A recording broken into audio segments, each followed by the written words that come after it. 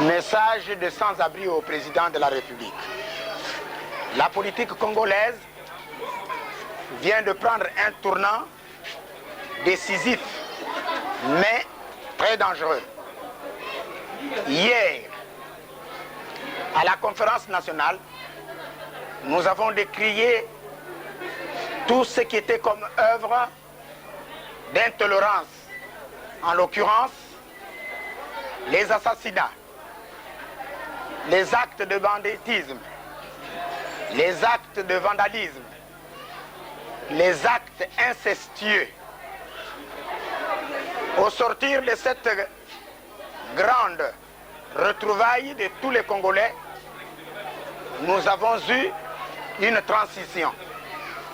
La transition n'a pas réussi à cause de notre immaturité. Maintenant, après avoir élu démocratiquement le président Lissouba, les opposants, en l'occurrence Denis Sassou Nguesso, le flic, et Kolela, l'incorrigible, l'indécottable tyran.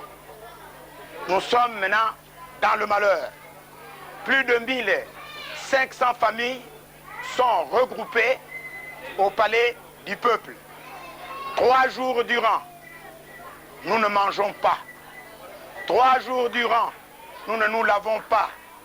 3 jours durant, nous ne sommes que des victimes sans espoir. Ça, c'est au président de la République. Que le président de la République sache que dans Matthieu ou dans Saint-Luc, il y a des marchands, des pigeons. Il y a eu des vendeurs d'argent dans la maison de Dieu. Jésus avait pris un fouet et a chassé tout ce monde dans la maison de son Père. Mais si le président de la République pense que c'est toujours par le calme à la maison, tout son peuple, le peuple dit Nimolek qu'on nous a donné, le président l'a laissé mourir. Alors que le Christ lui-même a dit, quand il y a 100 brebis et une seule brebis dehors, le pasteur doit revenir chercher cette brebis, pour que tout son troupeau aille. Ça, c'est à lui. Ce proverbe ou ce message de Dieu doit le faire comprendre.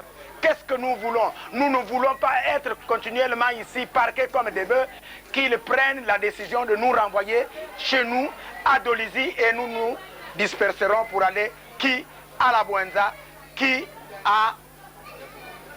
dans la Lekumu. Ça, c'est à lui.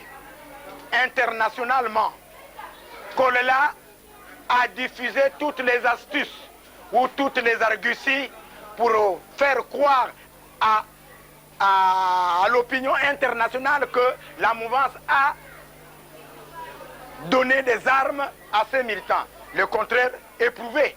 La vérité est découverte. Que nous sommes sans armes.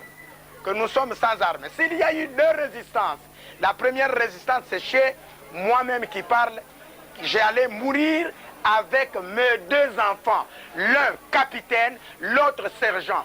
Nous les avons tenus en haleine de 10h40 à 14h50, soit 4 heures de temps. Mais voyez-vous, c'est parce qu'ils étaient des militaires. Les civils n'ont pas d'armes de notre côté.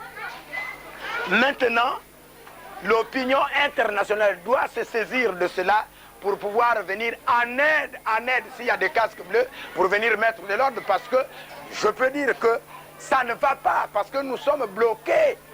Ceux qui sont à Makelekele, ceux qui sont à Bakongo, ceux qui sont à Mpilou, ceux qui sont à Diata, sont jusqu'à présent bloqués. Et ils ne font que venir un à un pour nous trouver là où nous sommes. Nous sommes des sans-abri.